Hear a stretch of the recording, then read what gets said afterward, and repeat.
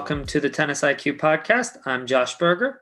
And I'm Brian Lomax. And today, Josh and I are going to talk about some of our favorite books, especially we're about to enter the holiday season.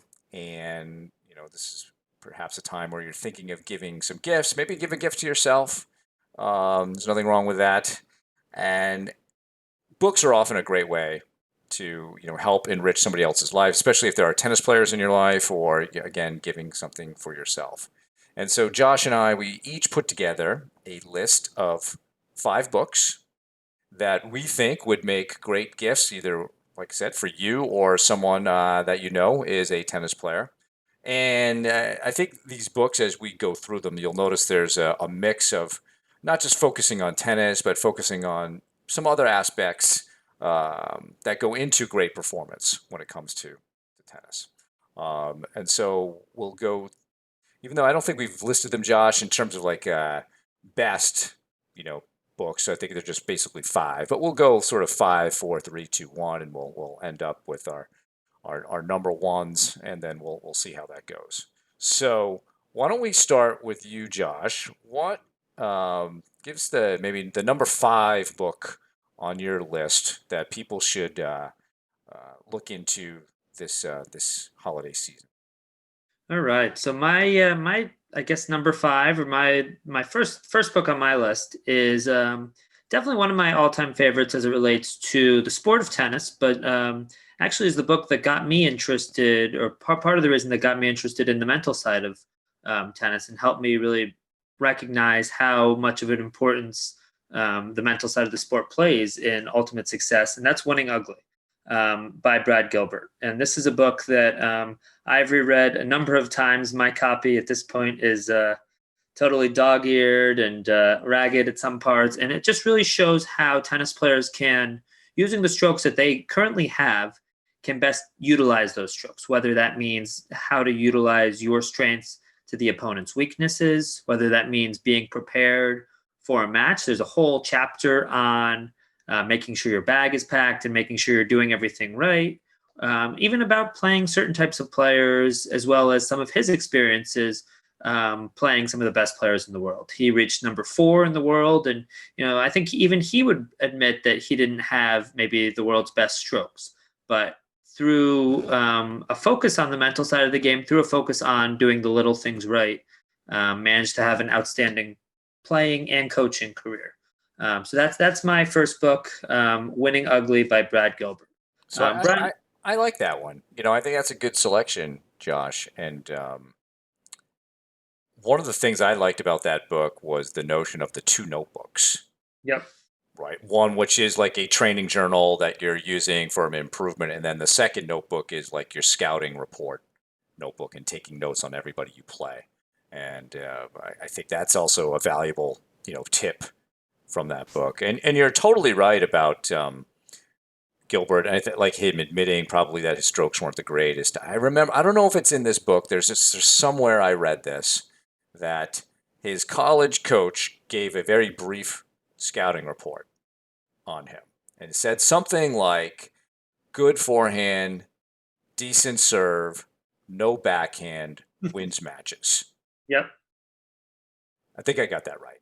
And I mean, that's pretty much says it all. Because like what you were saying there, like even with your current strokes, whatever they are, if you can take some of your mental abilities and how you conceptualize tennis, you can win more matches. And yeah. And I remember seeing Brad also speak at Google. Sorry about that. Where he said he actually played a ton of matches before he was 10 years old. No, I absolutely. I think. I think that match play from a young age showed, in terms of his results, and I think he's a great example of really maximizing one's talent. I think as sports psychology professionals and as coaches, we often talk about, making the most of your talent.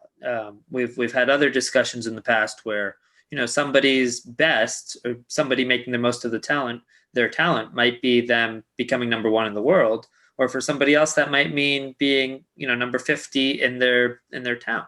But it's, really at the end of the day or at the end of your career, being able to honestly ask yourself, hey, did I make the most of everything? And I think he's an example of somebody that did.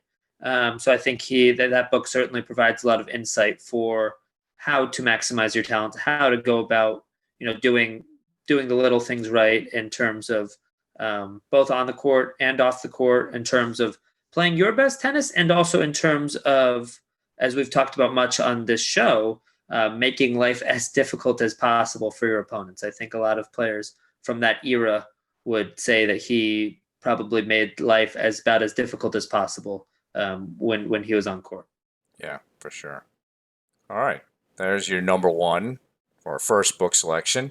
Yep. So, the book I'm going to talk about first is also one I think that maybe helped kick off my journey a little bit more toward trying to be mentally tough myself. And it's called In Pursuit of Excellence by Terry Orlick. Terry Orlick is a Canadian sports psychologist. He has worked with many elite and Olympic level athletes. And this book has been around for a while. I want to say the first edition was probably sometime in the early 90s, maybe mid 90s. And we're up to maybe this fifth or sixth edition. So a new edition has come out even within the last couple of years. So it's constantly being updated with newer anecdotes and stories. And yeah, it is a little bit more on the sports psychology side, but it's really very readable.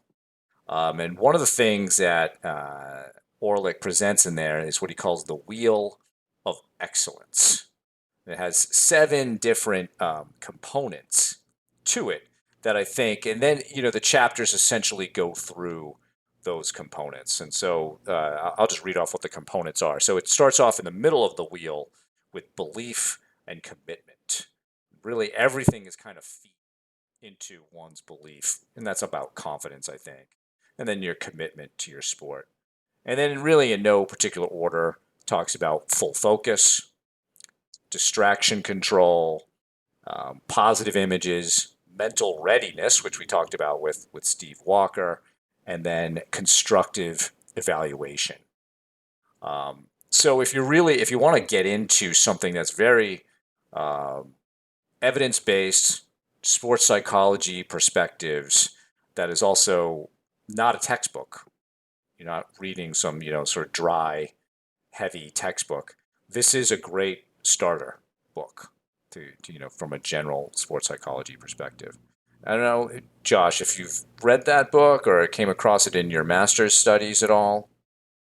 I haven't. I haven't. I think that the point that you're making, though, about the ability to distill research and research-based findings in a very readable way is extremely important. So I think for our listeners that maybe some may or may not have the time or the patience to really go through the research. I think that would be a great option for them to really get to get that perspective without maybe without that same time commitment. So I think that's a great recommendation.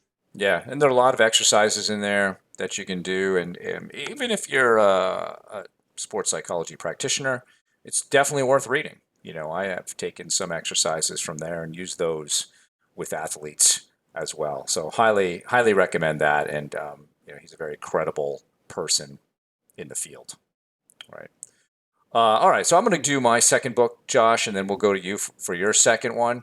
So this one is very tennis specific, also by a sports psych professional, and it's Alan Fox's Tennis: Winning the Mental Match. And I remember reading this book, and it was almost like every chapter was like, yes, that's it, I get it, right, he's right on. And a lot of it, you just even going through today some of the different chapters in the book, but there's a lot of talk about how to properly use your emotions on the court, a lot about confidence. There's a piece about choking, and he's a big proponent of acceptance. So in sports psychology, we often talk about acceptance, commitment, therapy, right? Accepting your feelings and thoughts and understanding that. And that's a big part of tennis, is that if something bad happens out there, you have to accept it.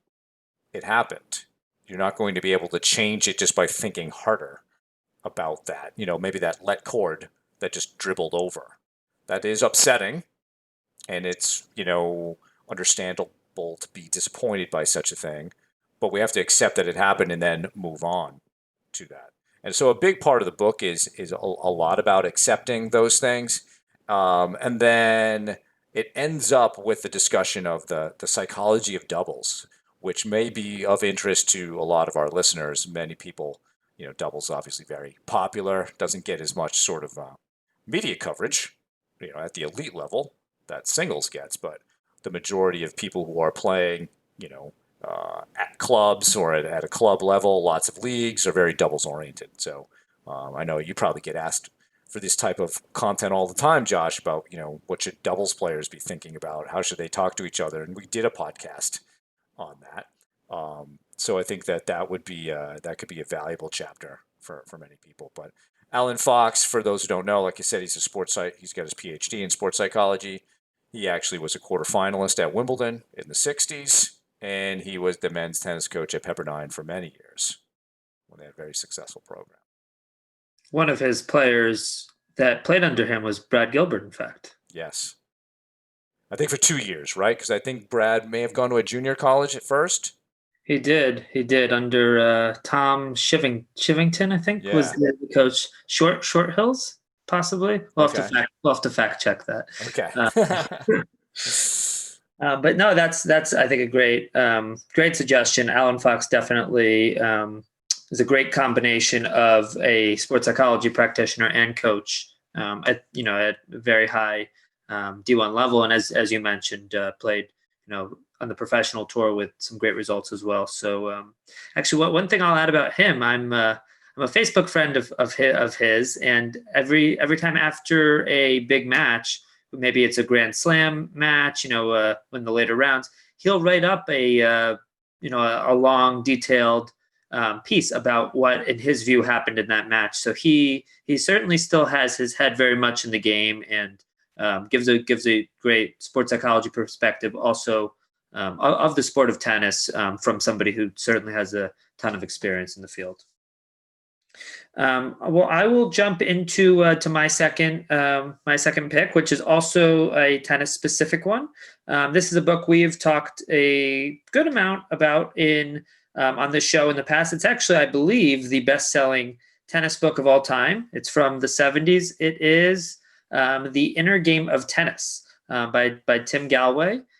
We had a discussion a few episodes back with Sean Brawley, who worked closely with Tim for a number of years. And really what I really like about this book is Tim distills everything into self one and self two. Really, where self one is your brain or your mind that tells your body what to do, where self two is really your body and this infinitely genius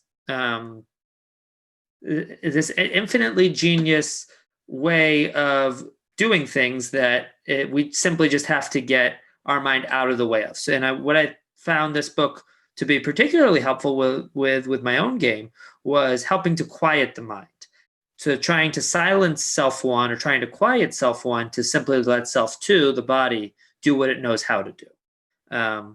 So this is a book, as I mentioned, it's almost 50 years old at this point, but it's really the type of book that not only tennis players, but athletes of other sports have certainly seen benefits from. And it really is that act of simply awareness and simply noticing what's going on in each moment, noticing, any sort of judgments that are taking place, noticing that if you just played a point and you hit the ball wide, rather than saying, "Oh, why did I go for that shot? I'm so stupid. I never should have done that. I'm being too aggressive." To simply just say, "Okay, I missed that shot. That's in the past." Sort of similar to Brian, what you were saying with Alan Fox's philosophy about acceptance, but just trying to see things as they are rather than judging them, and trying to let our body do what it knows how to do. Last thing I'll note is that there's really a focus on the most important thing, which is really the ball. Um, and how to focus on the ball and just to watch the ball and to try to simplify things into the most important skill that is needed for any particular task. I think looking back to that discussion we had with Sean Brawley, we talked a lot about distilling any sort of action into what is most critical for learning a new skill. Maybe it's tennis, maybe it's something else, but trying to simplify it for where instead of trying to focus on all these different things, you're focusing on one key critical concept. So that's my second book, The Inner Game of Tennis. I can jump ahead to my third one, and we can Sure. sort of do it snake Yes, yeah, style. exactly. Exactly. Do two at a time here. So my third book is not a tennis related book. Certainly a sports psychology book. One of my favorite books. It is called Heads Up Baseball. It's by Ken Ravizza, who unfortunately passed away a couple years back. I had the great fortune of actually meeting him a couple times back when I lived out in California. He's certainly a pioneer and legend in the field of sports psychology. Really, what I like about this book, and again, this is through a baseball perspective, is being able to break things down pitch by pitch, as they say in this book, and thinking about the routines that a batter has or a pitcher has, going into each pitch, thinking about the self-talk that is needed in terms of having the best mindset to perform your best with each pitch, regardless of what's happened in the past. So that is, and there was actually a Heads Up Baseball 2.0 that was released more recently, but that would be my book. Again, an older book. My first three books are all at least a couple decades old, but the knowledge and really the wisdom from these books, I would say, is as important now as ever. That would be my third book, Heads Up Baseball. Brian, any thoughts about either of those, either Inner Game of Tennis or Heads Up Baseball? Yeah, I mean, Inner Game of Tennis, everybody knows that's a classic. Yes. And I think, you summarized it very well. I think not only are we trying to allow Self 2 to do what it wants, but we're also trying to get out of the way so Self 2 can learn.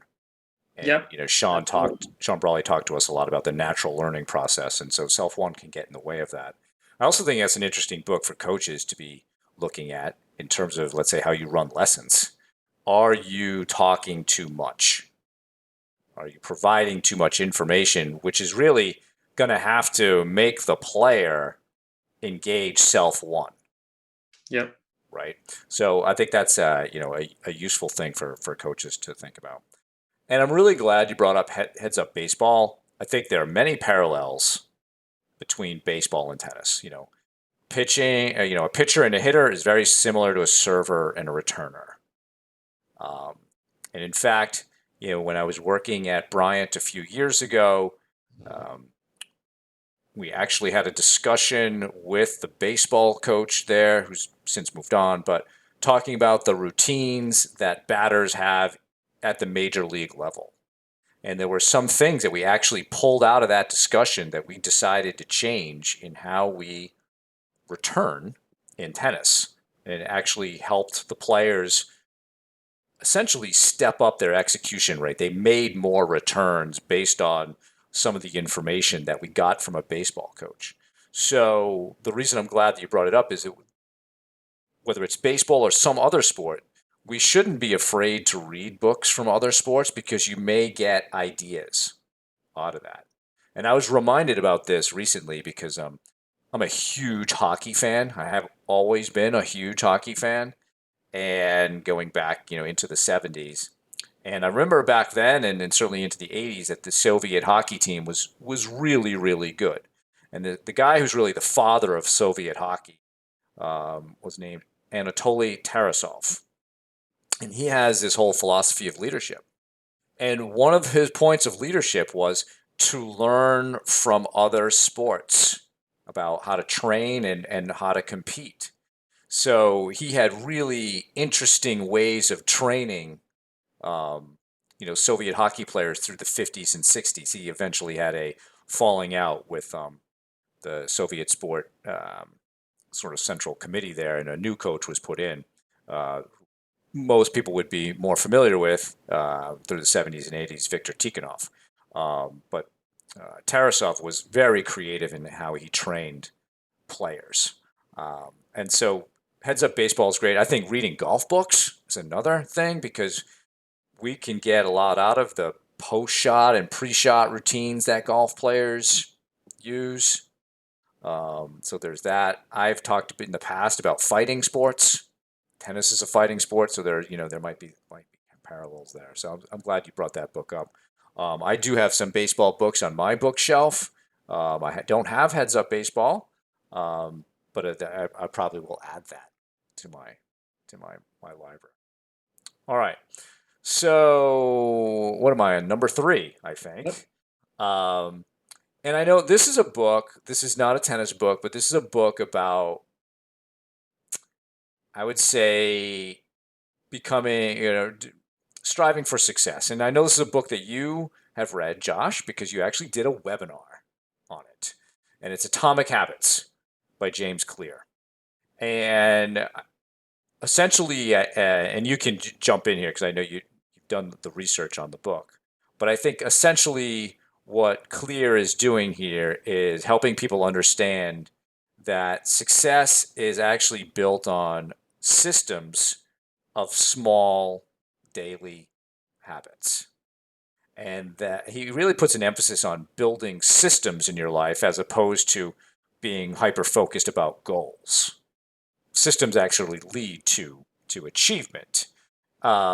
And part of understanding, the systems that you want to develop is understanding who do you want to be in the future? What's kind of like your future identity, your future self. And there are a lot of books that talk about that, but he does a really good job of helping people understand, making that connection of how to get there through developing good systems of nice little habits. There's a good section in the book as well about how to design habits and build them over time, right? So that you got into this a little bit in one of our other discussions with respect to resolutions. Yep. And why they fail, right? So this is sort of to help people instantiate good habits more effectively so that they can last. But he also talks about how to break bad habits, how to make them difficult to do, how to make, let's say, I'll say something for myself that it was a habit I had to break at one point was I like ice cream a lot, and if ice cream is in the house, I'm going to eat it. But if it's not in the house, I won't eat it. And so you have to make it invisible. Yep. And so I thought that this was when we're talking about building habits, because I think habits are what can make you break you. They can make you successful or they can make you not. But it's about building the habits that are going to help you get to what you want. And one of I think the most sort of captivating parts of the book, Josh, was the opening where he talked about, I'm not going to give it away, but when he talked about his own sort of high school and college baseball careers and what happened and kind of who he became through that process. And to me, that was worth buying the book for that story. Yes. I think that story and why he needed to intentionally create habits in his life, which he demonstrated right from the beginning of the book, is really a gripping way to demonstrate that power of habits.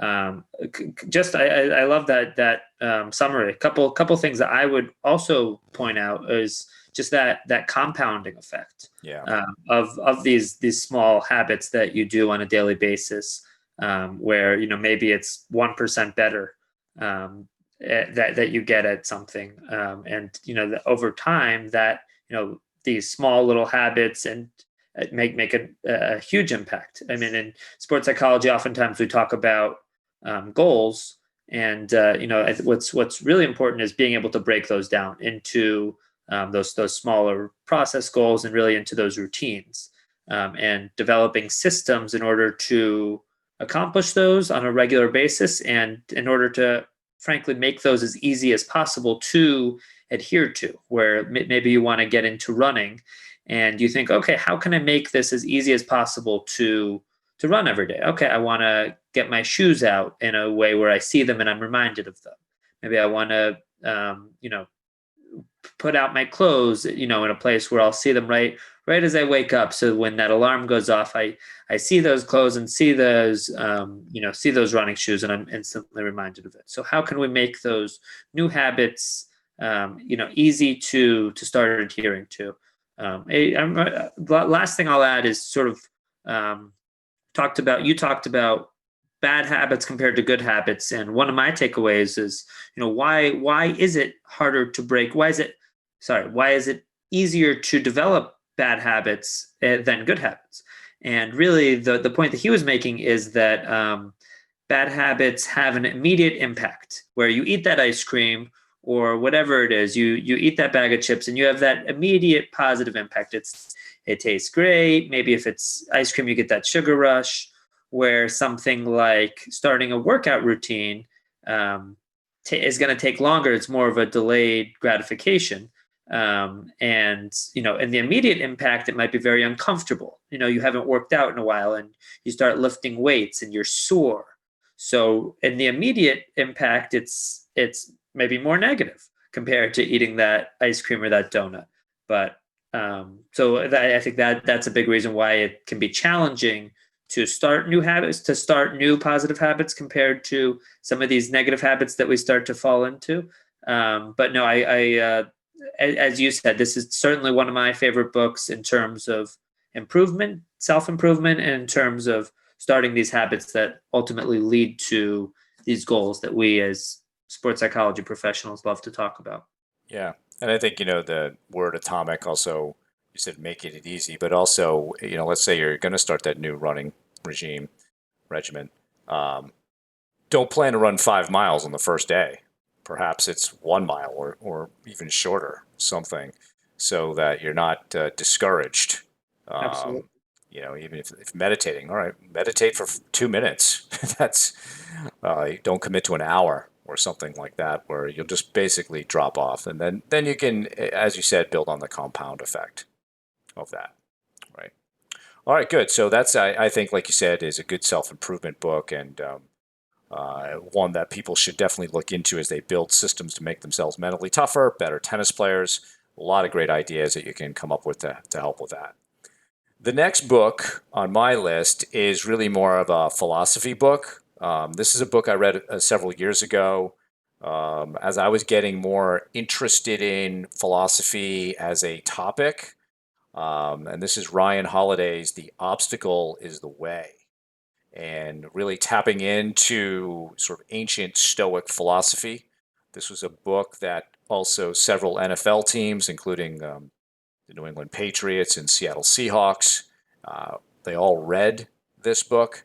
And I'd say the underlying message of the book is understanding the value of obstacles and embracing them as a means of improvement, as a means of achievement and learning to overcome things. And he goes through different concepts about how we look at obstacles. So perception being the first one. How do you perceive an obstacle? Do you perceive it as a threat, or do you perceive it as a challenge? And then when you have an obstacle, what can you do about it? What action can you take? And it's about not avoiding these things. It's about going through them. Yep. Right? So like if you're, say, somebody who's in track and field and you're a hurdler, you don't run around the hurdle. You run over it, right? So you're going through these things. And then he also talks about the will to do this. So when you put together sort of perception, action, and will, it really creates a lot of energy. And it can help people do what we in sports psychology often talk about, which is emotional regulation. So when challenges come up, it's not about freaking out or getting upset about it. It's understanding, again, back to this acceptance theme. Accept it for what it is. And this just shows you how much all of this wisdom is actually comes from ancient philosophers. That these concepts were there, 2,000, 2,500 years ago. Um, and we're trying to, I think, repackage some of this so people can understand it a little bit better. And that's Ryan Holiday does a great job of that. His books are when you think of philosophy, you might not think of something that's so easy to read, but um, he does a great job of making this very readable and very easy to consume.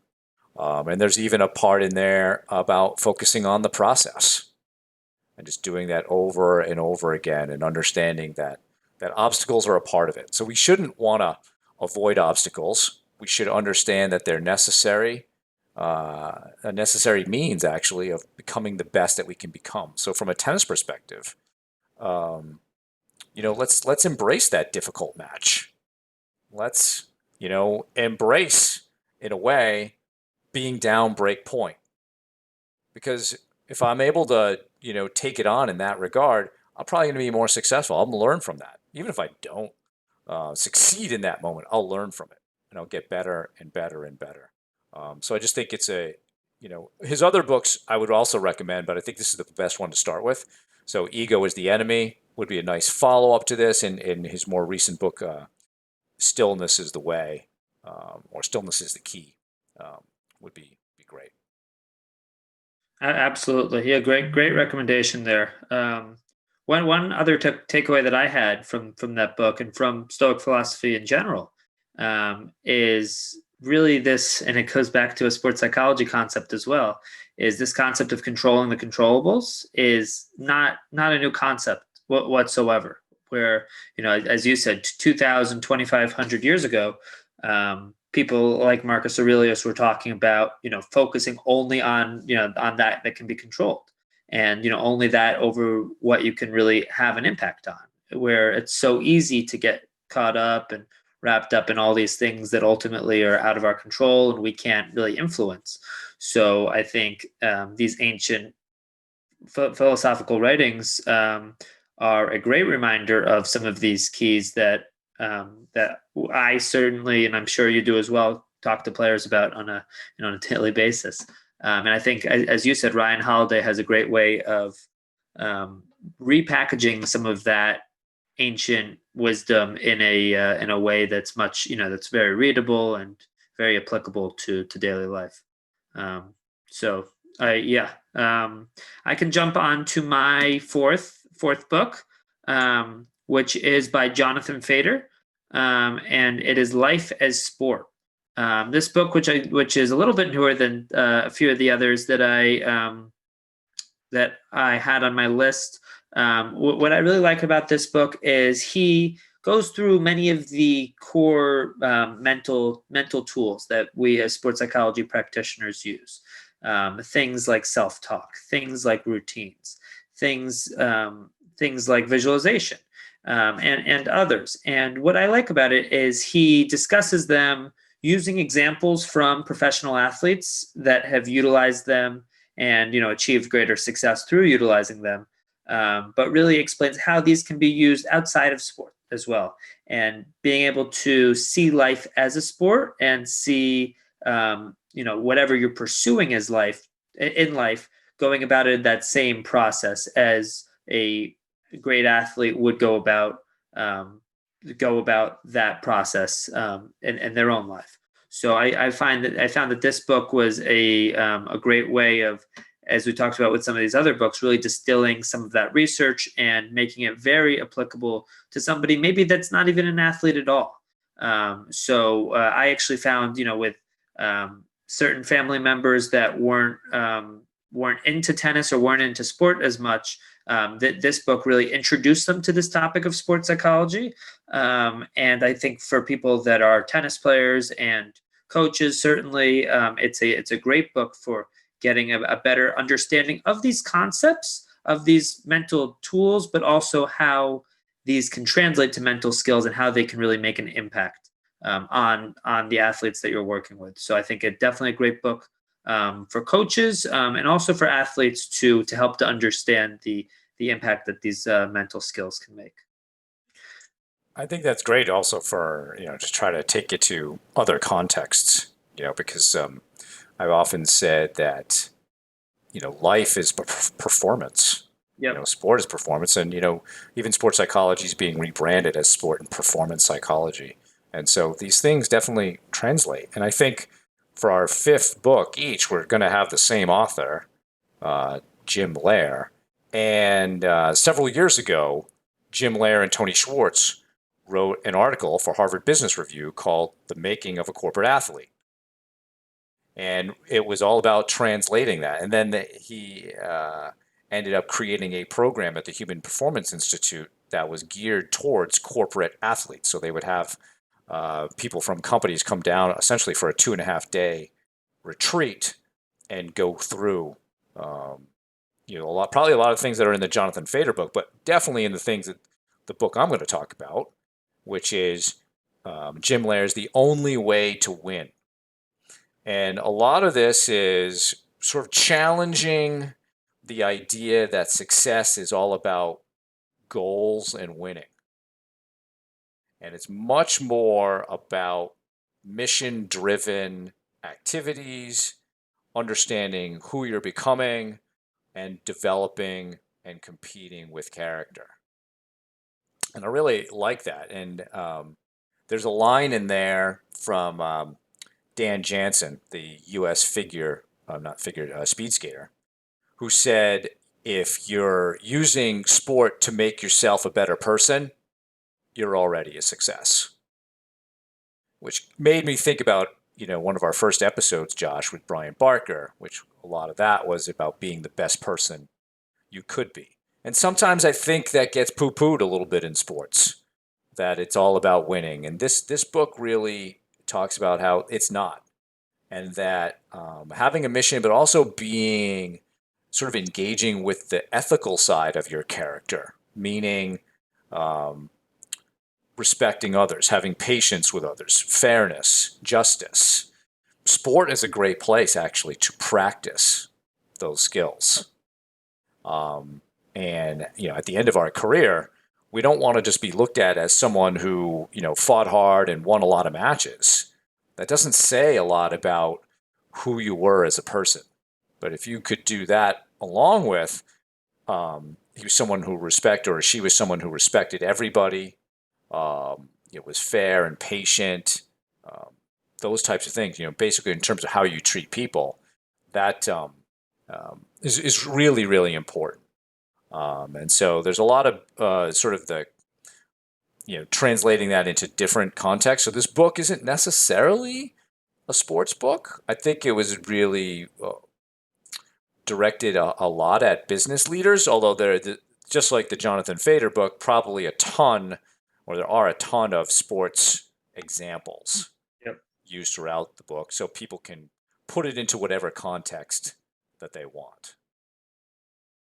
Absolutely. Yeah. And I think you make a great point about the importance of using sport as a vehicle to learn some of these life skills.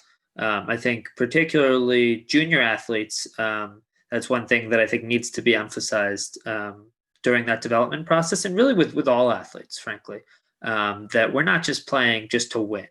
Because at the end of the day, you want to be remembered for more than just winning tennis matches. You want to be remembered as someone that was fair on the court, that had good sportsmanship. You want to learn from this experience of developing as a tennis player or as an athlete, the importance of hard work, of dedication, of sacrifice at times, of teamwork whenever tennis is in is in a team setting rather than an individual setting.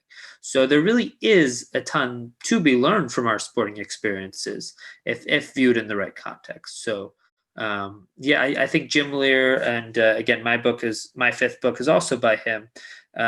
He has certainly done a lot of work with tennis players, as we know, as many of our listeners know.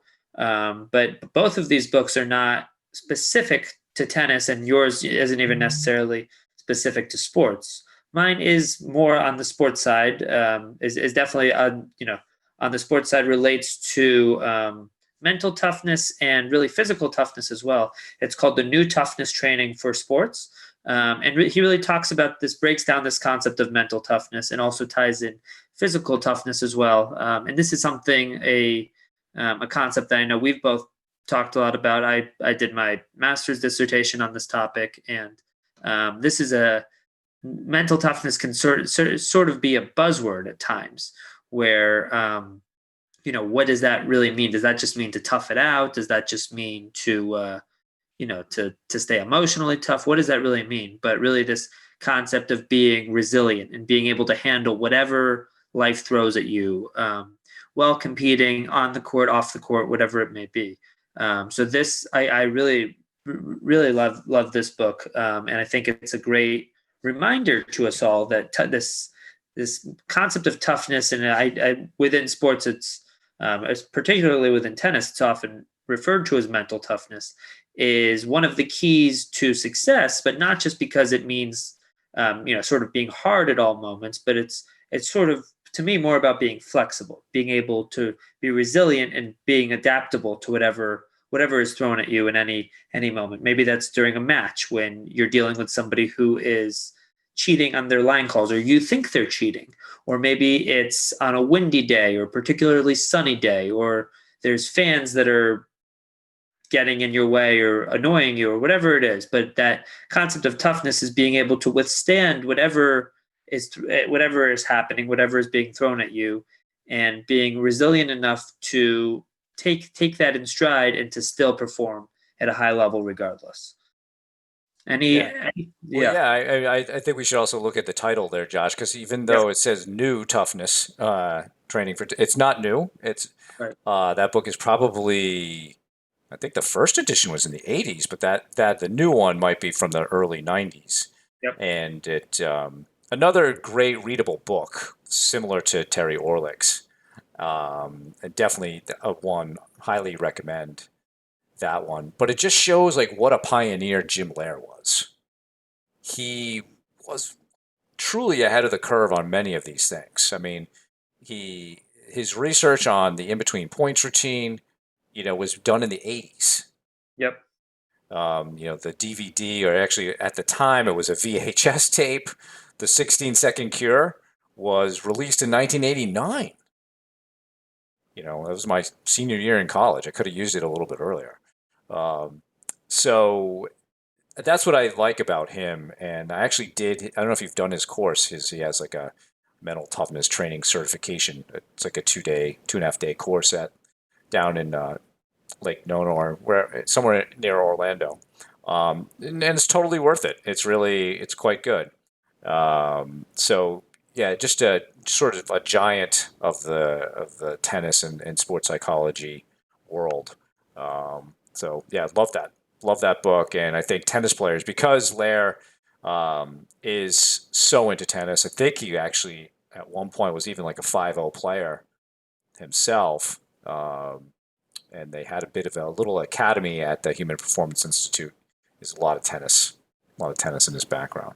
So I think we have a bonus book, right, Josh? We got one that we both just happened to read. It's relatively new. I think it's from 2019. 2020, in Is fact. it actually 2020? Okay. Early 2020. Okay. Um, and this is really more for coaches. So the name of the book is Coaching Athletes to Be Their Best, Motivational Interviewing in Sports. Stephen Rollnick and Jonathan Fader. There might be one other author. I don't remember. I think so. But those two are there. And part of the title is motivational interviewing. So, what is motivational interviewing? So this is a way of communicating, and it really comes more or originally from the world of psychotherapy. And it's a way of talking to people so that they want to make changes, that they're the ones who talk about making change. And so from a tennis perspective, or working with athletes, is getting them in a way to tell us what they want to do, rather than us directing, right? So we as coaches often have what the authors refer to as the writing reflex. We automatically want to correct things and direct things, where instead, can we communicate in different ways so that we get the athletes to tell us what they want to do or what they're willing to do? Josh, you might want me to, do all kinds of workouts, but I might not want to, but I might be willing to commit to maybe half of that. Well, that could be a good start, right? And if I'm the one that actually says that I'll do it, I'm more likely to adhere to it rather than you telling me what to do. And so, this book is, I think, is well worth coaches reading and figuring out how they can integrate concepts of motivational interviewing. Goes into it way more deeply than I just did, but um, I think that's a great book. What struck what did you like about this book? Yeah, so it was actually an interesting. I can just give a little bit of background. So I actually went to an event in February of this year, at Rutgers University, where Jonathan Fader was speaking, and actually received a copy of the event, received a copy of the book at that event. And obviously, things have the world has changed a little bit since then.